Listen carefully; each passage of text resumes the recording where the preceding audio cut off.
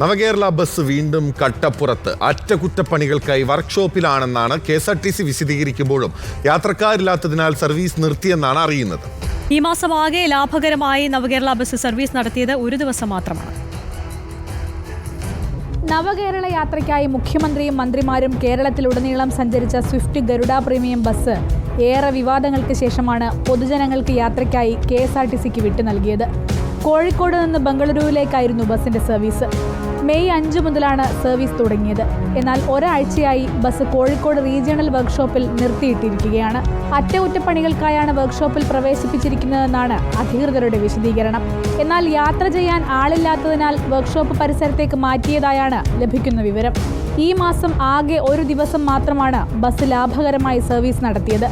July 9 വളരെ കുറച്ച് യാത്രക്കാരുമായി ബംഗളൂരുവിലേക്ക് പോയ ബസ്സിൽ 10-നും 11-നും ഒരാൾ പോലും ബുക്ക് ചെയ്തില്ല.